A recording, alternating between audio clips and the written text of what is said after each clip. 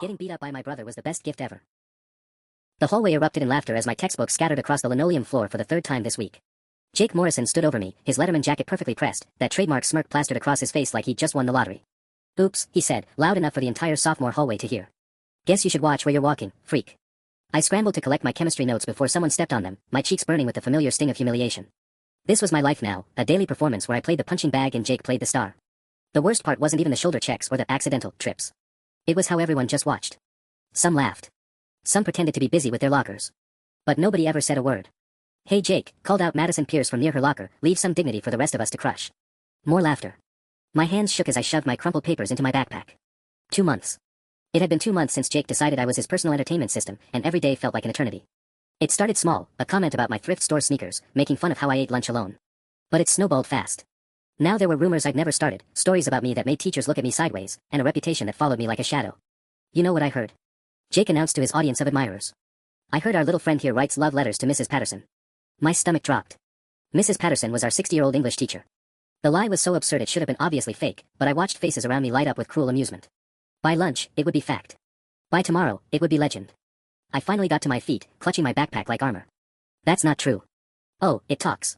Jake stepped closer, and I caught a whiff of his expensive cologne mixed with protein powder. Everything about him screamed success, the perfectly styled hair, the brand name everything, the confidence that came from never having to doubt your place in the world. "What else you got to say, lover boy?" The bell rang, and I'd never been more grateful for the sound in my life. Jake's audience began dispersing to their classes, but not before a few more snickers and whispered comments. Jake himself took his sweet time, making sure to bump my shoulder one more time as he passed. "See you tomorrow," he whispered, just quiet enough that only I could hear. "This is just getting fun." I waited until the hallway emptied before finally moving toward chemistry class. Mrs. Chen would mark me late again, but I couldn't handle walking in with Jake right behind me. My reflection in the trophy case glass looked pathetic, pale, skinny, with dark circles under my eyes from all the sleep I'd been losing. When did I become this person? When did just existing become so exhausting? The thing is, I tried everything. I'd talked to my parents, who suggested I work it out like men do. I'd approached a teacher, who gave me a 5-minute lecture about conflict resolution. I'd even tried avoiding Jake entirely, which was impossible since we shared 3 classes and apparently the same lunch period. What I didn't know was that in exactly 4 hours, everything was about to change in the most unexpected way possible. The rest of the day crawled by like a wounded animal. In chemistry, I sat 2 rows behind Jake and had to endure him turning around every few minutes to make exaggerated kissing faces when Mrs. Chen wasn't looking. His friends, Marcus Webb and Tyler Santos, thought this was absolutely hilarious. During the lab portion, Jake accidentally knocked over my beaker of sodium chloride solution, forcing me to start over while everyone else finished up. "Morrison, focus on your own experiment," Mrs. Chen snapped, but the damage was done. I stayed after class for 10 minutes trying to catch up. By lunch, the love letter rumor had evolved. Now I apparently wrote poetry about Mrs. Patterson's beautiful gray hair and had been caught sniffing her coffee mug. I sat at my usual table in the far corner of the cafeteria, picking at a peanut butter sandwich while conversations around me buzzed with my supposed romantic obsessions. "I heard he asked her to prom," someone whispered behind me. "No way, that's disgusting." Jake says he saw the letter in his locker. My appetite vanished completely. Jake was 3 tables away, holding court like some kind of cafeteria king, occasionally pointing in my direction to punctuate whatever story he was telling. His girlfriend, Brittany Chen, no relation to my chemistry teacher, hung on his arm and laughed at all the right moments. The worst part was how easily everyone believed it. 2 months ago, I was nobody, invisible but harmless. Now I was the school's resident creep, and Jake was the hero exposing my weird behavior. He'd somehow convinced half the sophomore class that he was doing everyone a public service by humiliating me daily. My phone buzzed with a text from my older brother Marcus. "How was school today?" Marcus was 22, 6 years older than me, and currently finishing up his construction apprenticeship. We'd always been close, but lately I'd been dodging his questions about high school.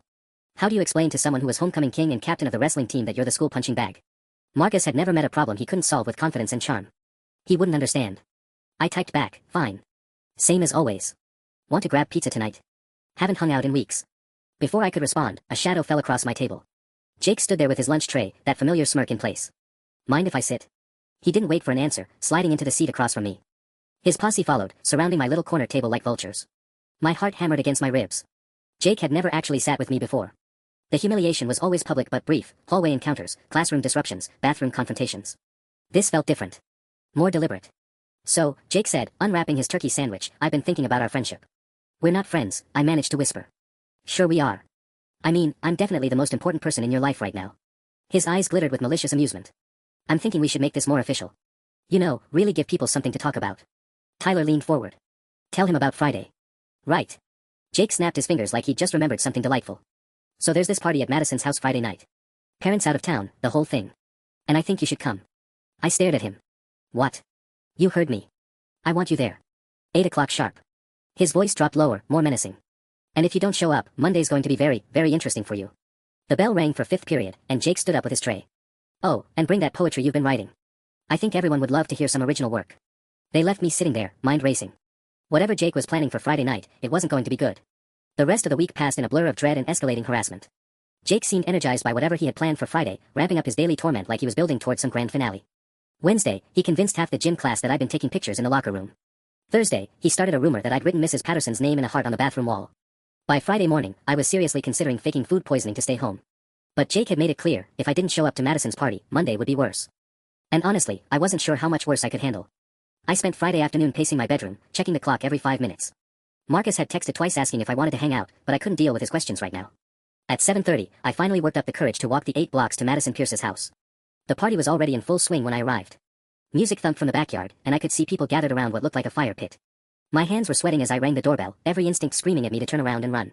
Madison answered the door wearing a confused expression. What are you doing here? Jake invited me, I said, immediately regretting how pathetic that sounded. Her confusion shifted to cruel understanding. Oh, this is going to be good.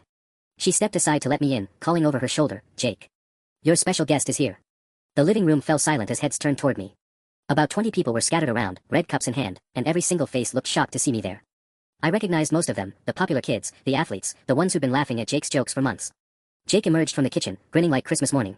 There he is. Our resident poet. He threw an arm around my shoulders with fake friendliness. Guys, I told you he'd actually show up. This is so weird, someone muttered. Why is he here? Asked Brittany, wrinkling her nose like I smelled bad. Because, Jake announced, his grip tightening on my shoulder, our friend here has some original poetry to share with us. Don't you? My mouth went dry. I don't write poetry. Come on, don't be modest. Jake's voice carried that edge I'd learned to fear. We all know about your creative writing. The love letters, the romantic poems. He steered me toward the center of the room. I even brought some props.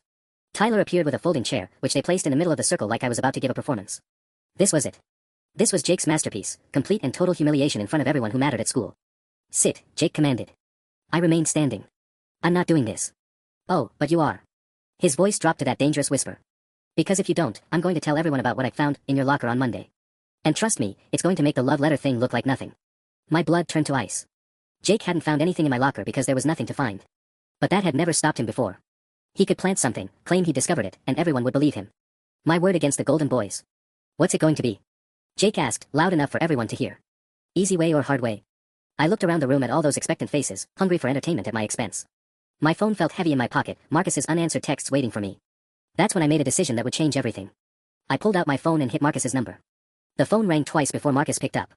Hey, what's up? I thought you were doing homework tonight. I could feel Jake's eyes boring into me, his confident smirk faltering slightly as he realized I wasn't following his script. The entire room had gone quiet except for the distant music from the backyard. Marcus, I said, my voice steadier than I expected. I need you to come pick me up. Where are you? You sound weird.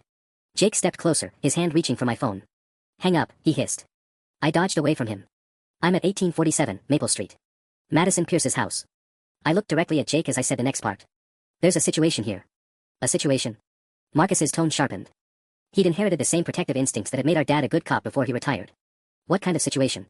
The kind where I really need my big brother right now. There was a pause, then Marcus's voice came back harder than steel. I'll be there in 10 minutes. Stay on the line. Jake's face had shifted from confusion to anger.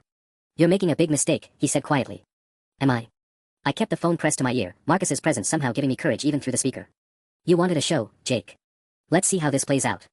Madison looked between us nervously. Maybe we should just. Nobody's going anywhere, Jake cut her off. This little freak thinks he can embarrass me. At my girlfriend's best friend's party. He turned to address the room. You guys want to know what kind of person we're dealing with here? This psycho has been stalking half our teachers. I've got proof. What proof? The question came from Tyler Santos, and everyone looked surprised, including Jake. Tyler was usually Jake's most loyal follower. Jake's jaw tightened. I told you, the letters in his locker. Letters you claim you saw but never showed anyone. Tyler's expression was skeptical. Dude, I've been thinking about this all week. How exactly did you see inside his locker? A murmur rippled through the room. I felt a flutter of hope in my chest. Are you seriously questioning me right now? Jake's voice rose dangerously. After everything I've told you about this freak. I'm just saying it doesn't add up, Tyler said, shrugging. And why invite him here if he's so dangerous? Why not just report him to the principal? More murmurs. Brittany Chen looked confused, glancing between her boyfriend and Tyler like she was seeing cracks in Jake's story for the first time. Through the phone, I could hear Marcus's truck engine starting up. Still there? He asked. Yeah, I said, not taking my eyes off Jake, who was now scanning the room with growing panic as he realized his audience wasn't as captivated as usual. Good. Keep talking to me. What's this kid's name who's bothering you? Jake Morrison, I said clearly, making sure everyone heard. Jake's face went pale. Hang up the phone. Now. Why? I felt a surge of power I hadn't experienced in months. Afraid to meet my brother. Your brother. Madison laughed nervously. What's your brother going to do? Before I could answer, Jake lunged forward and grabbed my phone, ending the call. But it was too late. I could already hear a truck pulling up outside, the diesel engine unmistakable. You have no idea what you just started, Jake said, his voice shaking with rage. Actually, I replied, standing straighter than I had in weeks, I think I'm finally finishing something. The front door opened, and heavy footsteps echoed through the house. Marcus's voice boomed from the entryway before I even saw him. Where is he? The living room fell dead silent. Through the archway, I caught my first glimpse of my brother in 3 weeks, and I was reminded all over again why people didn't mess with him. At 6'2" and built like the construction worker he was becoming, Marcus had the kind of presence that made rooms feel smaller. His work boots echoed against Madison's hardwood floors as he scanned the crowd of suddenly very quiet teenagers. His eyes found mine across the room. You okay?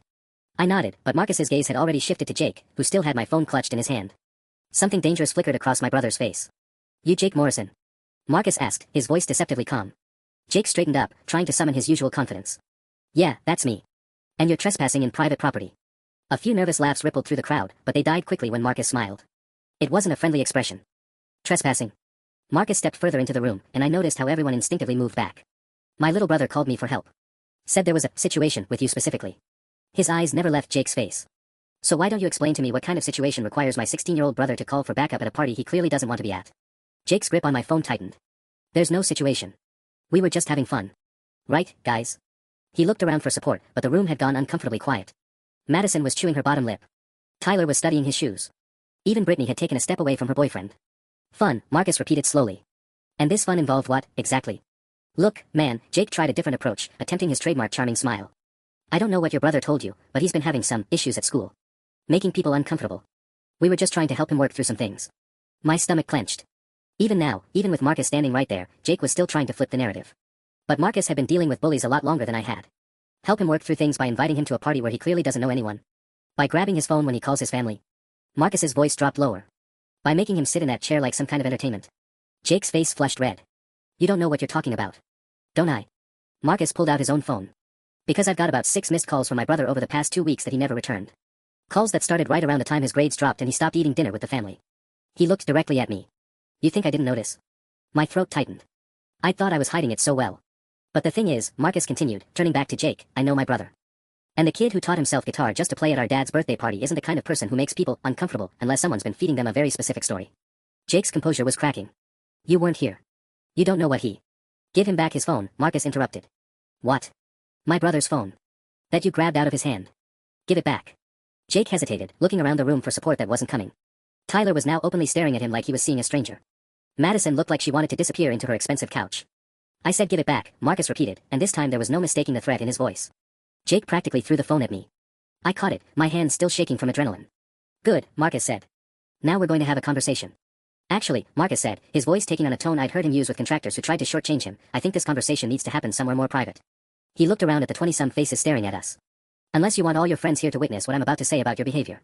Jake's jaw worked like he was chewing glass. Fine. Outside. No, Marcus said firmly. My truck. You, me, and my brother. 5 minutes. The room was so quiet I could hear the ice maker in Madison's kitchen cycling on. Jake looked trapped, his usual swagger completely gone. He couldn't back down in front of everyone, but he clearly didn't want to be alone with Marcus either. Whatever you think you're going to accomplish, Jake started. 4.5 minutes, Marcus cut him off. Clock's ticking. Jake shot me a look of pure hatred before stalking toward the front door. Marcus put a protective hand on my shoulder as we followed, and I caught Tyler Santos watching us with an expression I couldn't quite read. Outside, Marcus's beat-up Ford F-150 sat in Madison's pristine driveway like a blue-collar middle finger to the suburban perfection. He opened the passenger door and gestured for me to get in, then held the back door open for Jake. I'm not getting in your truck, Jake said. Then we can have this conversation right here on the lawn where everyone inside can watch through the window, Marcus replied. Your choice. Jake glanced back at the house, where faces were already pressed against the front window, and reluctantly climbed into the back seat. Marcus got behind the wheel and turned to face Jake directly. In the confined space, my brother seemed even larger, more intimidating. So here's what's going to happen, he began. You're going to tell me exactly what you've been doing to my brother for the past 2 months. And I mean everything. I haven't done anything, Jake said, but his voice lacked conviction. Really? Marcus pulled out his phone and opened what looked like a notes app. Because I spent the drive over here making some calls. Turns out my buddy Derek's little sister is a sophomore at your school. Emma Santos. My heart jumped. Emma was Tyler's sister. She's been telling Derek some very interesting stories about a kid named Jake Morrison who's been making another student's life hell. Spreading rumors, physical intimidation, public humiliation. Marcus's eyes were ice cold. Sound familiar? Jake shifted uncomfortably. That's high school. Kids mess around. Kids mess around, Marcus repeated slowly. Is that what you call cornering my brother in bathrooms? Making up lies about him and teachers? Forcing him to come to parties where you plan to humiliate him in front of everyone? My stomach dropped. How did you know about the bathroom thing? Marcus's expression softened slightly when he looked at me. Derek mentioned it. Apparently Emma saw Jake and his friends following you into the second floor bathroom near the gym last Tuesday. You came out looking pretty shaken up. I remember that day. Jake had cornered me during lunch, shoving me against the sinks while Marcus Webb and another kid blocked the door. He'd spent 5 minutes explaining in graphic detail what would happen if I kept running my mouth to teachers. That wasn't, Jake started. Shut up, Marcus said, his attention snapping back. I'm not done. See, the thing about construction work is you meet a lot of people. And one of those people happens to be Bill Morrison. Works commercial electrical. Drives a white BMW. Lives on Elmwood Drive. Marcus paused. Ring any bells? Jake's face went white. That's my dad. Your dad who got promoted to supervisor at Henderson Electric 6 months ago. Your dad who's been very vocal about his son getting a wrestling scholarship to state. Marcus smiled that dangerous smile again. Your dad who probably doesn't know his golden boy has been terrorizing other kids at school. You can't, Jake's voice cracked. Can't what? Can't tell him. Can't explain to Bill Morrison that his son has been spending his free time making my brother's life miserable. Marcus leaned closer. Want to bet? The silence in the truck was suffocating. Outside, I could see more faces gathering at Madison's windows, everyone trying to figure out what was happening in our mobile conference room. Jake's hands were shaking now. What do you want? I want you to understand something very clearly, Marcus said. My brother is 16 years old. He's a good kid who minds his own business and doesn't bother anyone. And you've been treating him like your personal entertainment for 2 months. His voice dropped to barely above a whisper. That ends tonight. Jake's breathing had become shallow, but he still tried one last desperate play. Look, I get it. You're protective of your brother. But you don't understand what he's really like at school. The things he says, the way he acts around girls. Stop. Marcus's voice cut through the truck like a blade. Just stop talking. But Jake couldn't help himself. Maybe it was panic, maybe it was 2 months of unchecked power going to his head, but he kept digging. Ask anyone. Ask them about the weird drawings in his notebooks, or how he stares at. The sound of Marcus's fist hitting the dashboard made both Jake and me jump. The entire truck shook. I said stop talking, Marcus repeated, his voice deadly quiet. Because every word out of your mouth is making this worse for you. Through the windshield, I could see the front door of Madison's house opening. Tyler Santos stepped out onto the porch, followed by his girlfriend Sarah Mitchell. They weren't trying to hide their staring anymore. You know what I think happened here? Marcus continued, his knuckles still white where they gripped the steering wheel. I think you picked the quietest kid you could find and decided he'd make good target practice. I think you've been making up stories about him to justify treating him like garbage. And I think you've gotten so comfortable being the big man on campus that you forgot other people have families who give a damn about them. Jake was pressed back against the seat like he was trying to disappear through the upholstery. It wasn't supposed to be. Supposed to be what? Marcus turned around fully, and I saw something in his expression that made my blood freeze. Supposed to go this far. Supposed to matter. Supposed to have consequences. Marcus, I said quietly, suddenly worried about where this was heading. He looked at me, and for a second his face softened. You okay? I nodded, but honestly, I wasn't sure. The past 10 minutes felt surreal, like watching someone else's life play out through a window. For 2 months, Jake Morrison had been the most powerful person in my world, capable of ruining my day with a single word. Now he looked like a scared kid who'd bitten off more than he could chew. Here's what's going to happen, Marcus said, turning back to Jake. Monday morning, you're going to leave my brother alone. Completely alone. No comments, no accidents in the hallway, no rumors, no nothing. You're going to act like he doesn't exist. Okay, Jake whispered. I'm not finished. Marcus pulled out his phone again. Because I've got your dad's work number right here. And Emma Santos has been keeping a very detailed diary of every single thing she's witnessed you doing. Dates, times, witnesses present. 2 months worth of documentation. My eyes widened. Emma Santos had been documenting everything. Derek's been saving screenshots of every social media post, every group chat message, every single digital footprint you've left behind. Marcus's smile was razor sharp. Turns out Tyler's little sister is planning on majoring in journalism. She's very thorough. Jake looked like he might throw up. Please don't call my dad. Give me a reason not to. I'll stop. I promise I'll stop. I'll leave him alone, I'll tell everyone to leave him alone. Not good enough, Marcus interrupted. Because leaving him alone doesn't fix the damage you've already done. It doesn't undo 2 months of lies about my brother. It doesn't restore his reputation or make people forget the stories you've been spreading. The truck fell silent except for the sound of Jake's ragged breathing. Outside, I counted at least 8 people now gathered on Madison's porch, all pretending to have casual conversations while watching our drama unfold. So here's what you're really going to do, Marcus said, and his tone made it clear this wasn't a negotiation. You're going to transfer schools, Marcus said, and both Jake and I stared at him in shock. What? Jake's voice cracked. I can't transfer schools. Wrestling season starts in 3 weeks, I've got college scouts coming to. Should have thought about that before you decided to make my brother's life hell, Marcus cut him off. See, I did some more research on the drive over. Turns out Riverside Academy has a very impressive wrestling program. Private school, about 40 minutes from here. Perfect for someone looking for a fresh start. Jake's face went from pale to gray. My parents will never pay for private school just because. Because their son has been terrorizing another student to the point where the victim's family is considering involving the police. Marcus raised an eyebrow. I think they'll find the tuition very reasonable compared to the alternative. You can't prove anything, Jake said desperately. It's just rumors, Anne. Emma Santos has video, Marcus said quietly. The truck went dead silent. I turned to stare at my brother. Video? From last Tuesday. The bathroom incident. Marcus kept his eyes on Jake, who looked like he'd just been punched in the stomach. Apparently she was worried about what might happen, so she positioned herself near the door with her phone. Got some very clear audio of threats being made. Jake's breathing became shallow and rapid. She can't, recording someone without permission is illegal. Is it? Marcus tilted his head thoughtfully. I'll have to ask my uncle about that. He's a prosecutor for the county. Specializes in juvenile cases involving harassment and intimidation. He paused. Though I suppose if you transferred schools voluntarily, it might not come to that. I watched Jake's world crumble in real time. Everything he'd built his identity around, his status at school, his wrestling career, his college prospects, was suddenly hanging by a thread. And Marcus was holding the scissors. This is insane, Jake whispered. You're trying to ruin my entire life over some stupid high school drama. The temperature in the truck seemed to drop 10 degrees. Marcus leaned forward, and when he spoke, his voice was barely audible but somehow more terrifying than if he'd been shouting. Stupid high school drama. My 16-year-old brother hasn't eaten a full meal in weeks. He's had nightmares every night for the past month. He stopped playing guitar because he was afraid you'd find some way to use it against him. He's been carrying around your poison for 2 months, and you call it drama. Jake pressed himself against the back seat. I didn't know. You didn't care, Marcus corrected. There's a difference. You didn't care how your fun affected another human being because you were too busy enjoying the power trip. Through the side mirror, I saw Tyler Santos walking toward the truck. His face looked grim, determined. Behind him, I could see Madison arguing with someone inside the house, probably trying to convince people to go back to the party instead of watching our confrontation. Someone's coming, I said quietly. Marcus glanced in the rearview mirror inside. Tyler Santos. Emma's brother. He rolled down the window as Tyler approached. Hey, Tyler said, leaning down to look into the truck. His eyes found Jake in the back seat, and his expression hardened. Emma called me. Said she'd been talking to someone about the videos she took. Jake made a strangled sound in the back of his throat. Videos, plural. Marcus asked. Tyler nodded grimly. She's been documenting everything since the 3rd week of school. Said she was keeping evidence in case someone finally decided to do something about it. He looked directly at Jake. Guess someone finally did. Tyler, come on, man, Jake pleaded. We're friends. We've been friends since middle school. Friends don't watch friends become bullies, Tyler replied coldly. Emma showed me the footage yesterday. That's not the person I thought I knew. Marcus looked satisfied. So we're all in agreement then. Transfer to Riverside Academy, and this stays between us. Keep terrorizing my brother, and Emma's documentation goes to the school administration, the police, and every college scout who's ever expressed interest in Jake Morrison. Jake was crying now, silent tears streaming down his face. Please. Wrestling is all I have. It's my only shot at college. Should have thought about that before you decided to destroy someone else's shot at a normal high school experience, Marcus said without sympathy. The truck fell silent except for Jake's quiet sobbing and the distant sound of music from Madison's backyard. Tyler stood by the window, his expression unreadable. Finally, Jake whispered, how long do I have to decide? You have until Monday morning, Marcus said. Emma's videos get submitted to Principal Davidson at 8 a.m. sharp unless I hear you've started the transfer process to Riverside Academy. Tyler nodded approvingly. Emma's going to be relieved. She's been losing sleep over this whole thing, trying to figure out how to help without making it worse. That hit me harder than anything else that had happened tonight. Emma Santos, a girl I barely knew, had been losing sleep trying to protect me while I'd been suffering alone, convinced nobody cared enough to get involved. Can I go now?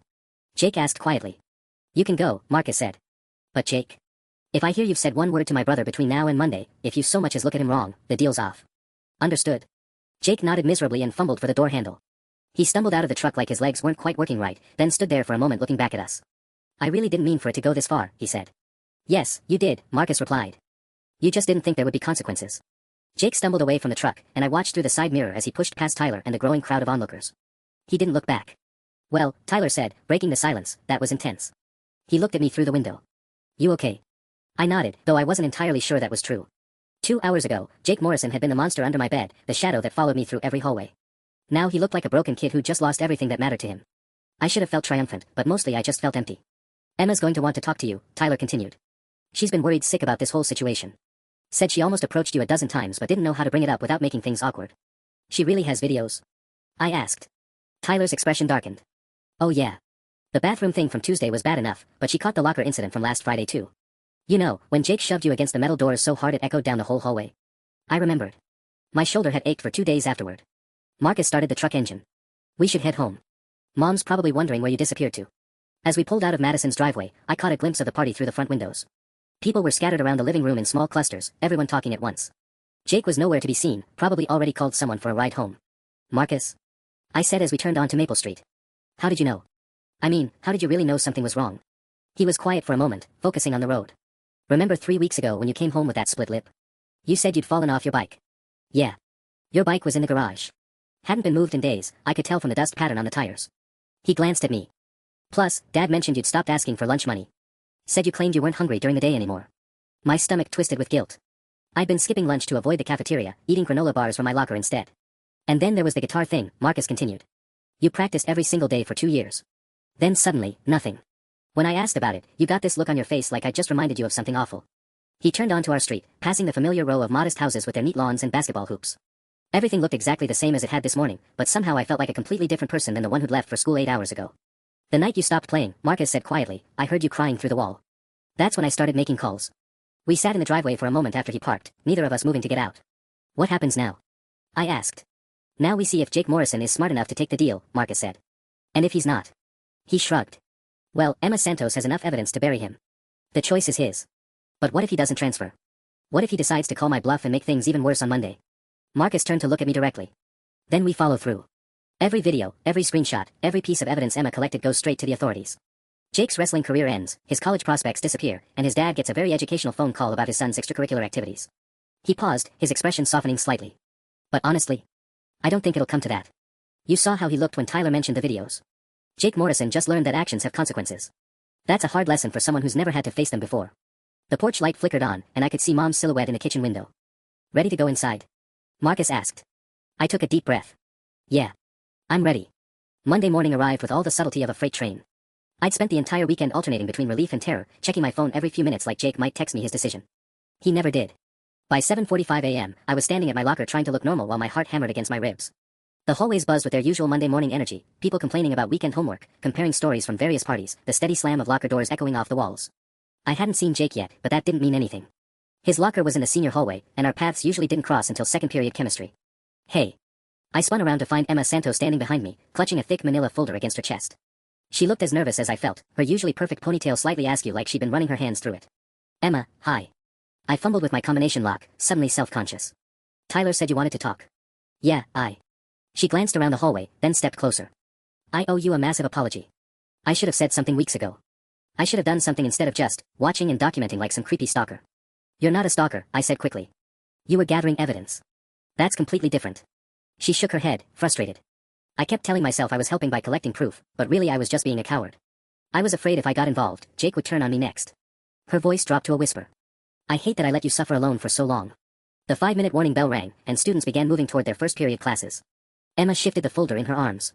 I printed everything out, she said. Every video, every photo, every screenshot from group chats where Jake was bragging about what he did to you. It's all timestamped and organized by date. She held out the folder. I was supposed to give this to Principal Davidson at 8, but what? But Jake Morrison isn't here today. My stomach dropped. What do you mean he's not here? I mean his car isn't in the parking lot, he's not at his locker, and Brittany Chen was crying in the bathroom before first period. Emma's expression was grim. Tyler talked to Marcus Webb during 0 period. Apparently Jake called him last night saying he wouldn't be at school today.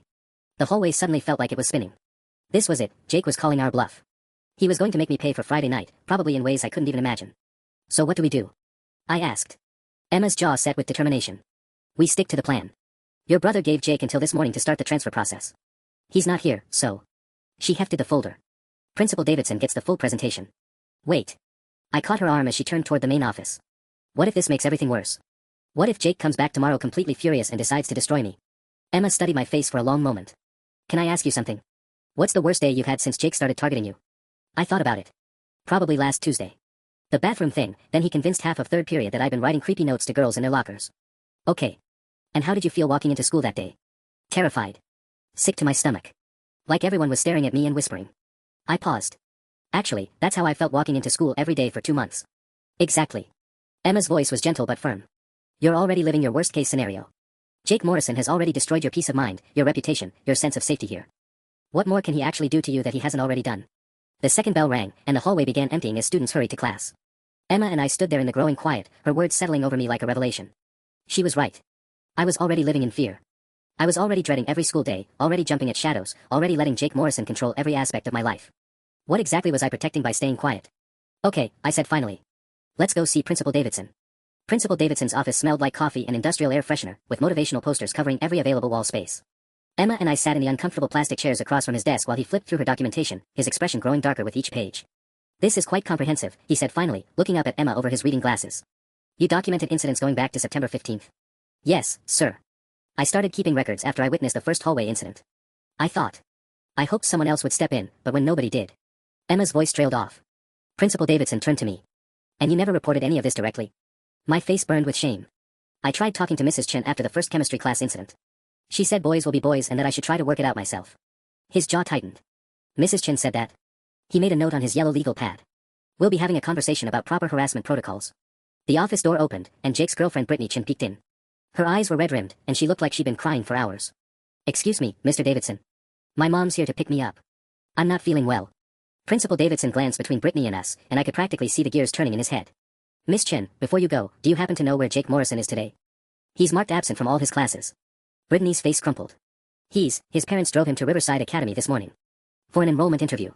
She wiped her nose with a tissue. He said he might not be coming back. Emma shot me a look of surprise. Jake had actually taken the deal. Riverside Academy. Principal Davidson frowned. In the middle of October. That's unusual. His dad got some kind of work opportunity, Brittany said quickly, the lie obviously rehearsed. Family stuff. I probably shouldn't say more. After she left, Principal Davidson leaned back in his chair and studied Emma's folder again.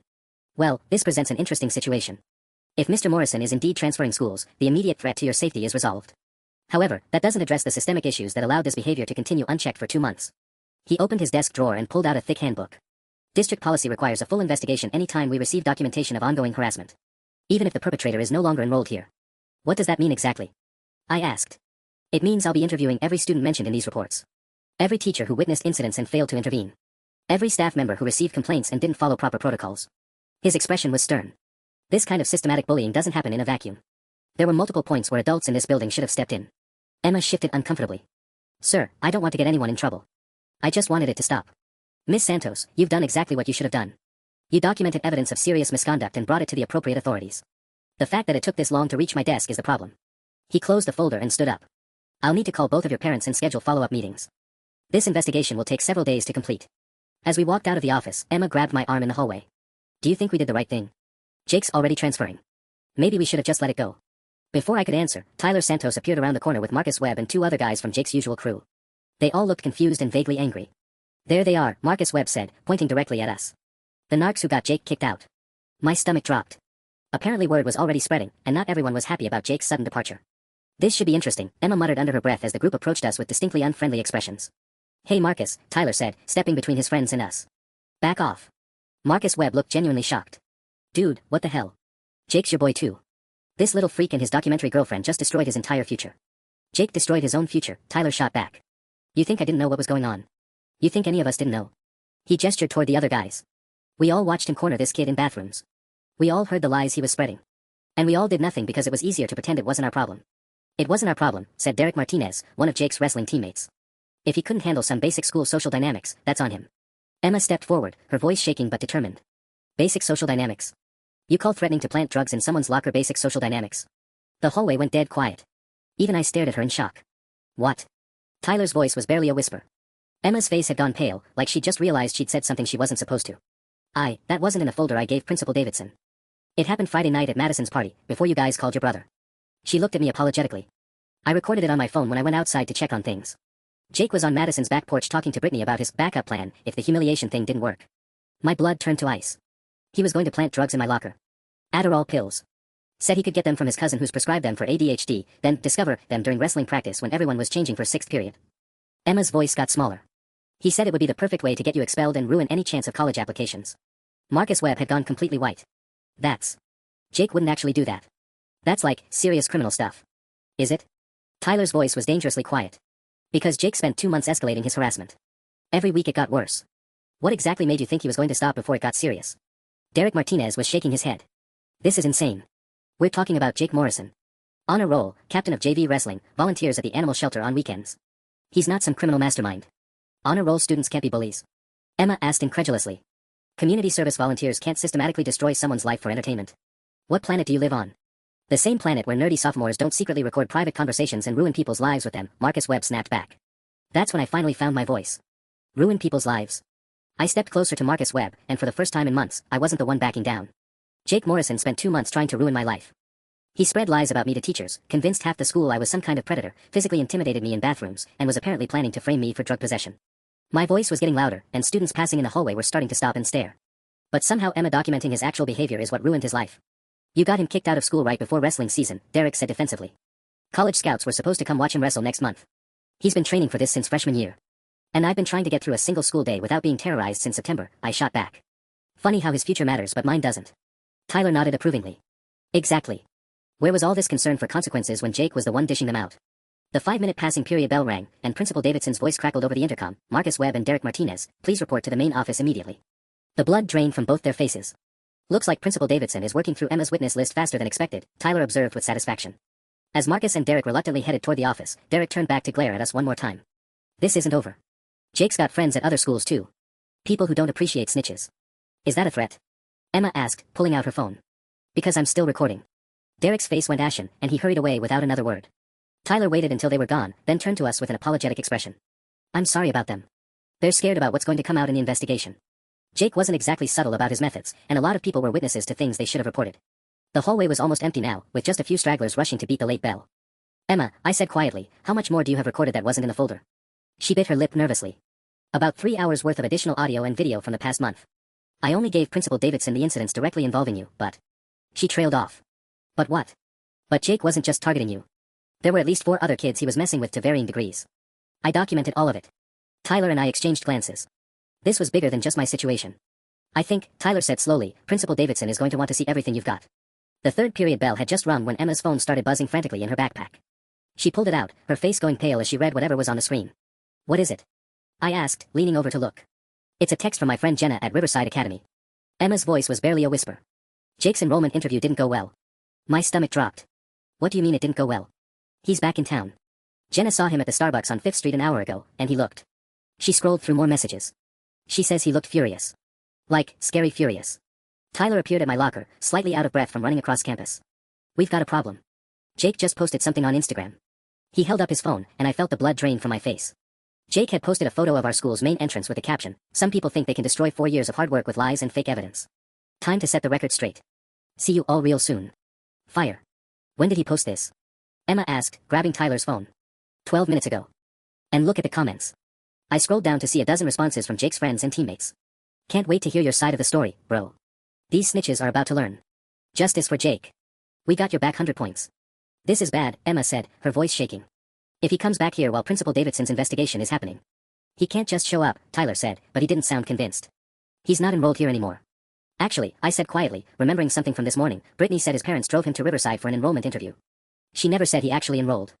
If the interview went badly, then technically he's still a student here, Emma finished, her face going white. My phone buzzed with a text from an unknown number, hope you enjoyed your little victory lap.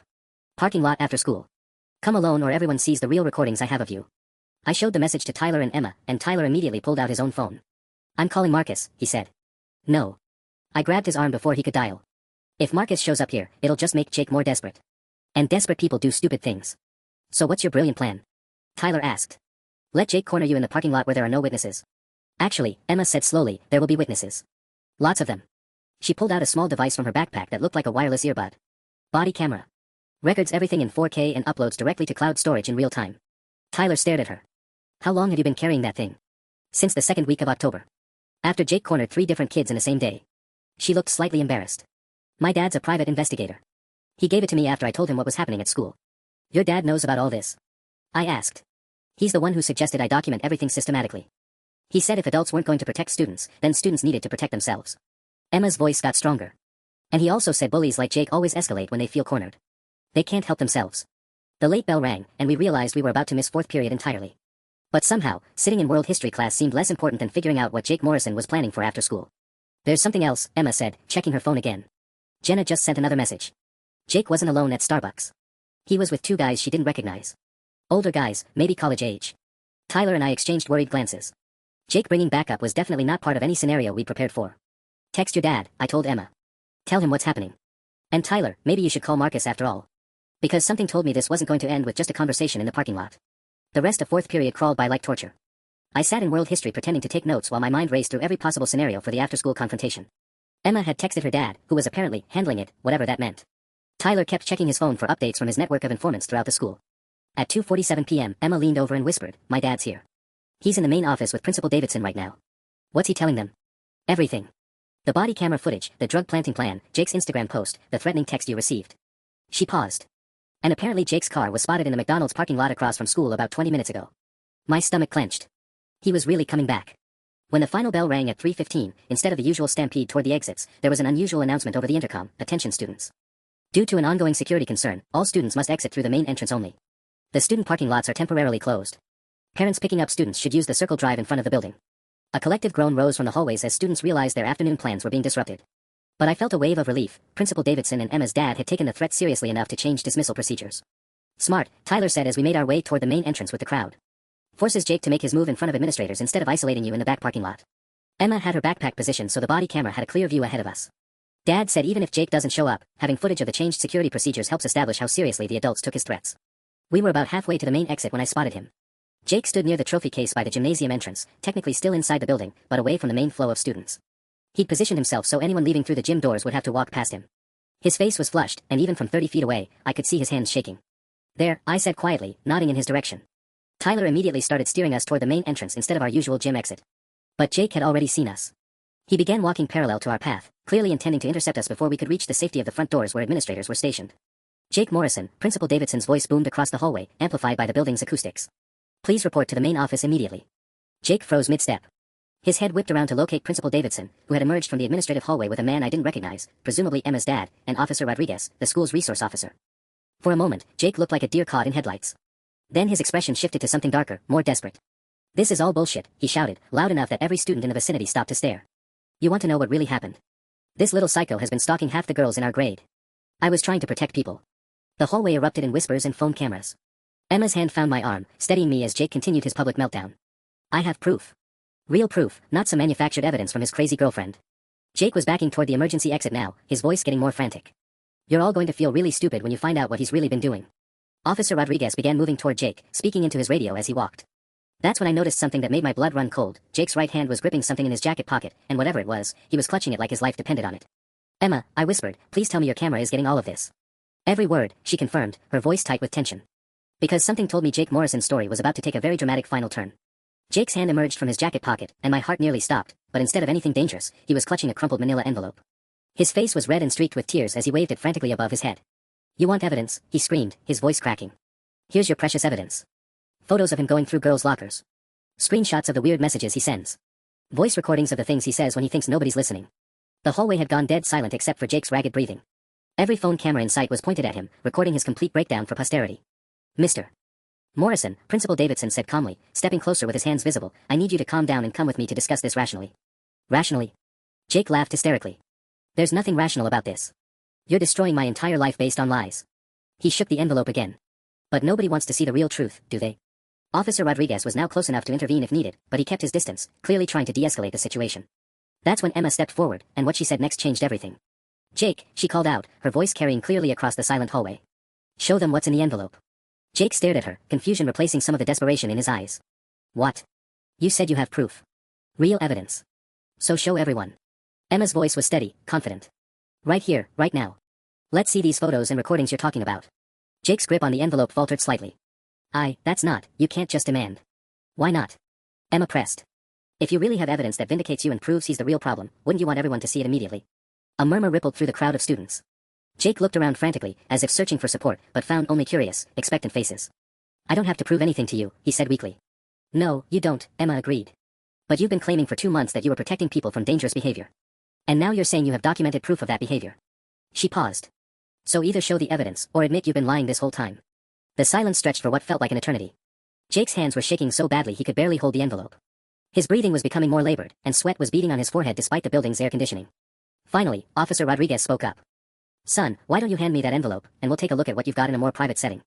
Jake's face crumpled completely. "There's nothing in it," he whispered, so quietly that only those closest could hear. It's empty. I thought if I acted like I had something, maybe." His voice broke entirely. "I just wanted to scare him. I wanted him to admit he made everything up." The envelope slipped from his fingers and hit the floor with a soft thud, spilling open to reveal absolutely nothing inside. Principal Davidson stepped forward and placed a gentle hand on Jake's shoulder. "Mr. Morrison, I think it's time we called your parents." As Officer Rodriguez escorted a sobbing Jake toward the main office, the crowd of students began dispersing, everyone talking at once about what they'd just witnessed. Tyler shook his head in amazement. 2 months of hell, and it ended with an empty envelope. Emma powered down her body camera with a satisfied smile. Sometimes the best way to expose a liar is to ask them to prove they're telling the truth. For the first time in months, I walked out of school without looking over my shoulder.